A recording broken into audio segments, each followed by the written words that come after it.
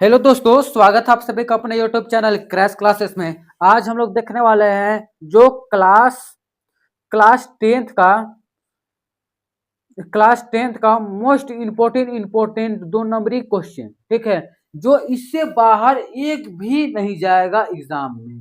ठीक है, आप लोग यदि इस प्रश्न को देख लेते हैं, ध्यान से पढ़ लेते हैं, तो आप लोगों का 1 नंबर भी नहीं कटेगा। ठीक है, इसलिए आप लोग इस वीडियो पे आए हैं तो आप लोग सही जगह आए हैं। ठीक है, आप लोग इस चैनल को थोड़ा सा सपोर्ट कीजिए और इस वीडियो को पूरा देखिए।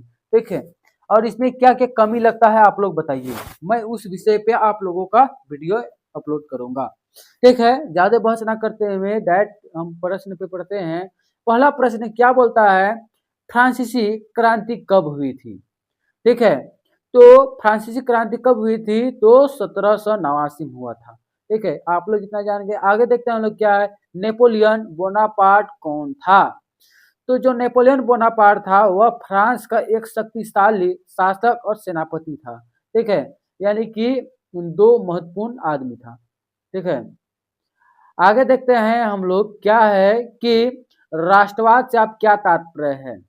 ठीक है, राष्ट्रवाद से क्या तात्पर्य है? तो राष्ट्रवाद से अपने राष्ट्र के प्रति प्रेम, भावना एवं एकता की भावना है। ठीक है, यानी कि अपने राष्ट्र के प्रति प्रेम और एकता की भावना है, शॉर्ट में बोला जाए तो। आगे देखेंगे हम लोग क्या है, 4 नंबर प्रश्न है कि जर्मनी का एकीकरण किसने किया? जर्मनी का एकीकरण किसने किया था? हम लोग जानते हैं ओटोवान बिस्मार्क ने किया था। ठीक है, आगे देखेंगे हम लोग 6 नंबर प्रश्न क्या है, इटली के एकीकरण में गेरिबोल्डी की भूमिका लिखिए। आप लोगों को इस प्रकार से प्रश्न पूछ सकते हैं। ठीक है, तो आप लोग बहुत छोटा से छोटा में आंसर देने का कोशिश करें। ठीक है, तो क्या है, गेरिबोल्डी ने दक्षिण इटली को एकीकृत किया। ठीक है, आगे जानते हैं हम लोग क्या है, 6 नंबर प्रश्न, प्रथम विश्व युद्ध कब शुरू हुआ? तो प्रथम विश्व युद्ध हुआ था आपका 1914 से 1918 तक हुआ था, यानी कि 4 साल जोरदार चला हुआ था। आगे देखेंगे हम लोग क्या है कि जालियांवाला बाग हत्याकांड कब हुआ था? तो हम लोग जानते हैं जो जालियांवाला बाग हत्याकांड था वह 13 अप्रैल 1919 ईस्वी को हुआ था। ठीक है, आगे देखेंगे हम लोग 8वां प्रश्न कि गांधी जी ने असहयोग आंदोलन क्यों शुरू किया? तो क्यों शुरू किया? ब्रिटिश शासन के अन्याय के विरुद्ध में। ठीक है, ये था छोटा सा प्रश्न और आपका उत्तर भी छोटा ही सा मिलेगा, क्योंकि 2 नंबर का है, ज्यादा दिमाग लंबा चौड़ा नहीं लगाना है। आगे देखेंगे हम लोग क्या है, सविनय अवज्ञा आंदोलन कब शुरू हुआ? तो सविनय अवज्ञा आंदोलन था वह 1930 में शुरू हुआ था। ठीक है, आगे देखेंगे हम लोग 10 नंबर प्रश्न क्या है, दांडी मार्च क्यों किया गया? तो दांडी मार्च जो था वो आपका नमक कानून के विरुद्ध में शुरू किया गया था। आगे देखेंगे हम लोग क्या है कि खिलाफत आंदोलन का उद्देश्य क्या था? जो खिलाफत आंदोलन का था उसका उद्देश्य क्या था, यानी कि मुख्य भूमिका क्या था, मुख्य लक्ष्य क्या था? तो तुर्की के खिलाफ की सत्ता बचाना। ठीक है, आगे देखेंगे हम लोग क्या है, भारत छोड़ो आंदोलन कब शुरू हुआ? तो भारत छोड़ो आंदोलन शुरू हुआ था आपका 1942 में। आगे देखेंगे हम लोग क्या है, भारत को आज़ादी कब मिली?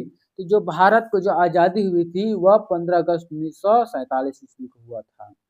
आगे देखेंगे हम लोग क्या है, संसाधन क्या है? एकदम शॉर्ट और आसान शब्दों में बोला जाए, जो मानव की आवश्यकताओं की पूर्ति करे।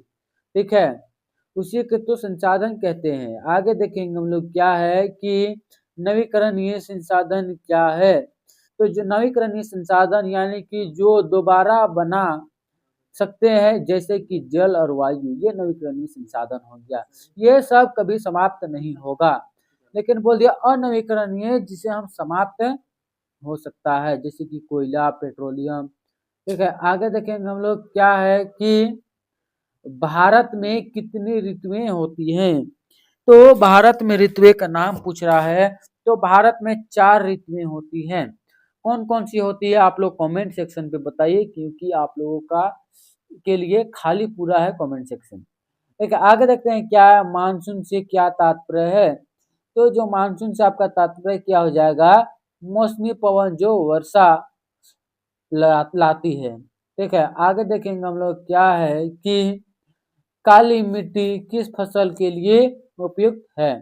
तो काली मिट्टी जो होता है आपका कपास के लिए उपयुक्त होता है। आगे देखेंगे हम लोग क्या है कि भारत की सबसे लंबी नदी कौन सी है। तो भारत की सबसे लंबी नदी आप लोगों का क्या हो जाएगा, गंगा जो है आप लोगों का भारत की सबसे लंबी नदी है। आगे देखेंगे हम लोग क्या है, जैव विविधता क्या है। तो जैव विविधता बोला जाए तो जो जीव जंतुओं और पेड़ पौधा की विविधता को ही जैव विविधता कहते हैं। बहुत ही आसान शब्द में लिखा हुआ है, याद करने में भी ज्यादा कठिनाइयां नहीं होगी। ठीक है, आगे देखेंगे हम लोग क्या है, वनों का क्या महत्व है। तो वनों का महत्व पूछ रहा है तो आप लोगों का क्या हो जाएगा, पर्यावरण संतुलन बनाए रखना। ठीक है, पर्यावरण संतुलन बनाए रखना ही वनों का महत्व है। आगे देखेंगे हम लोग क्या है, खनिज क्या है। तो खनिज क्या है, तो पृथ्वी से प्राप्त प्राकृतिक संसाधन है खनिज। ठीक है, आगे देखते हैं हम लोग 23 नंबर प्रश्न क्या है, लौह अयस्क कहाँ पाया जाता है।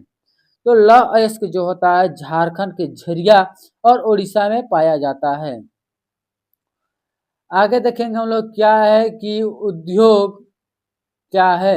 उद्योग यानी कि फैक्ट्री क्या है, कच्चे माल को वस्तु में बदलने की प्रक्रिया को हम उद्योग कहते हैं। ठीक है, आगे देखेंगे हम लोग क्या है कि परिवहन का क्या महत्व है। परिवहन का महत्व पूछ रहा है, आप लोगों का क्या हो जाएगा, परिवहन का जो महत्व होता है व्यापार और संपर्क के लिए आवश्यक है। 26वां प्रश्न देखते हैं क्या है, जनसंख्या घनत्व क्या है। जो जनसंख्या घनत्व क्या है, प्रति वर्ग किमी जनसंख्या, मतलब कि 1 किलोमीटर में कितने, यानी कि 1 किलोमीटर में कितने लोग रहते हैं इस एरिया में। आगे देखेंगे हम लोग क्या है, लोकतंत्र क्या है। तो लोकतंत्र आप लोगों का क्या हो जाएगा, जनता द्वारा जनता का शासन ही लोकतंत्र कहलाता है। आगे देखेंगे हम लोग 28वां प्रश्न क्या पूछ रहा है कि संविधान क्या है। तो संविधान क्या है, देश का सर्वोच्च कानून है। ठीक है, संविधान को ही देश का सर्वोच्च कानून कहा जाता है। आगे देखेंगे हम लोग क्या है, प्रश्न 29 नंबर की मौलिक अधिकार कितने हैं। तो मौलिक अधिकार आप लोगों का हो जाएगा 6 मौलिक अधिकार हैं। आगे देखेंगे हम लोग 30 नंबर प्रश्न की अभिव्यक्ति की स्वतंत्रता क्या है। तो व्यक्ति की स्वतंत्रता आप लोगों का क्या हो जाएगा, विचार प्रकट करने और अधिकार। ठीक है, विचार प्रकट करने का अधिकार। आगे प्रश्न हम 31 नंबर पे पहुंचते हैं, क्या पूछ रहा है कि संघीय व्यवस्था क्या है। तो संघीय व्यवस्था आप लोगों का क्या हो जाएगा, केंद्र व राज्य में सत्ता का विभाजन है। केंद्र व राज्य में सत्ता का विभाजन ही संघीय व्यवस्था कहलाता है। आगे देखेंगे हम लोग क्या है कि चुनाव आयोग का क्या कार्य है। तो चुनाव आयोग का हम लोग कार्य जानेंगे तो निष्पक्ष चुनाव कराना। ठीक है, आगे देखेंगे हम लोग क्या है कि राजनीतिक दल क्या है। तो जो आप लोगों का राजनीतिक दल क्या हो जाएगा, आप लोगों का सत्ता प्राप्ति हेतु बने संगठन। आगे 34वां प्रश्न देख लेते हैं हम लोग, क्या पूछ रहा है कि बहुदलीय प्रणाली क्या है। बहुदलीय प्रणाली क्या है, तो क्या हो जाता है आपका अनेक राजनीतिक दलों की व्यवस्था। ठीक है, आगे देखते हैं हम लोग 35 नंबर प्रश्न की पंचायती राज क्या है। जो पंचायती राज क्या है, ग्राम स्तर की शासन प्रणाली को ही पंचायती राज कहा जाता है। आगे देखेंगे हम लोग क्या है कि ग्राम सभा क्या है। ठीक है, ग्राम सभा क्या है, तो गांव के सभी मतदाताओं की सभा ग्राम सभा कहलाती है। आगे देखेंगे हम लोग क्या है कि न्यायपालिका का कार्य क्या है। तो न्यायपालिका का कार्य क्या है, आप लोग जानते हैं, न्याय देना और संविधान की रक्षा करना। ठीक है, आगे देखेंगे हम लोग क्या है 38वां प्रश्न कि लोकतंत्र के 2 लाभ लिखिए। लोकतंत्र के दो लाभ क्या हो जाएगा, पहला आप लोगों का हो जाएगा समानता और दूसरा हो जाएगा आपका स्वतंत्रता। पहला ये दूसरा। आगे देखेंगे हम लोग प्रश्न 39 पे कि विकास से क्या तात्पर्य है। तो विकास से क्या तात्पर्य है, जीवन स्तर में सुधार। 40वां प्रश्न देखते हैं हम लोग क्या है, प्रति व्यक्ति आय क्या है। प्रति व्यक्ति आय क्या हो जाएगा आप लोगों का, कुल आय बटे जनसंख्या, मतलब कि जितने भी कुल आय यानी कि अर्जित हो रहे हैं उसमें से उसे जनसंख्या से भाग दिया जाता है, तो आप लोगों का क्या निकल जाएगा, प्रति व्यक्ति आय, यानी कि प्रत्येक व्यक्ति कितना कमा रहा है। आगे देखेंगे हम लोग क्या है, प्राथमिक क्षेत्र क्या है। प्राथमिक क्षेत्र क्या है, हम लोग जानते हैं कृषि व खनन से संबंधित होता है, इसे प्राथमिक क्षेत्र कहते हैं। ठीक है, आगे देखेंगे हम लोग क्या है, द्वितीय क्षेत्र क्या है। द्वितीय क्षेत्र क्या हो जाएगा, उद्योग से संबंधित। आगे देखते हैं हम लोग क्या है कि तृतीय क्षेत्र क्या है। तो तृतीय क्षेत्र बोलने का मतलब यानी कि सेवा क्षेत्र। आगे देखते हैं बेरोजगारी क्या है, यानी कि बेरोजगार क्या है, तो काम ना मिलना है बेरोजगार कहलाता है। बहुत ही सिंपल और आसान शब्दों में लिखा हुआ है। आगे क्या है, संगठित क्षेत्र क्या है। संगठित क्षेत्र क्या है, जहां नियम और वेतन तय होता है उसे संगठित क्षेत्र कहते हैं। ठीक है, एक ही शब्द में है। असंगठित क्षेत्र क्या है, जहां नियम नहीं होते हैं। आगे देखेंगे हम लोग क्या है, 47वां प्रश्न की बैंक का क्या कार्य है। बैंक का कार्य बोल रहा है यानी कि धन व ऋण देना। मुद्रा क्या है, 48वां प्रश्न देख रहे हैं क्या है, लेन देन का माध्यम को यह मुद्रा कहते हैं। 49वां प्रश्न देख रहे हैं क्या बोल रहा है कि वैश्वीकरण क्या है। तो वैश्वीकरण क्या है, देश के बीच आर्थिक जुड़ाव। ठीक है, आगे देखते हैं 50वां प्रश्न क्या, उपभोक्ता अधिकार क्या है। उपभोक्ता अधिकार क्या है, सही जानकारी और सुरक्षा का अधिकार ही उपभोक्ता अधिकार कहलाता है। ये था आप लोगों का मोस्ट 50 2 नंबरी क्वेश्चन जो एग्जाम में बार बार पूछे जाते हैं, इसलिए आप लोग इस वीडियो को पूरा देखें तो बहुत ही अच्छी बात है, और नहीं देखे हैं तो फिर से इसे जाकर देख ले और वीडियो को सेव कर लें। ठीक है, आप लोग सही जगह आए हैं। ठीक है, इसलिए आप लोगों को ये ऐसा तैयारी करवाया जाएगा। ये आप लोगों का 2 नंबरीय क्वेश्चन का पूरा निचोड़ था। आगे देखेंगे हम लोग 3 नंबर प्रश्न का पूरा निचोड़। ठीक है, फिर मिलेंगे अगले बेहतरीन टॉपिक के साथ। जय हिंद, जय भारत।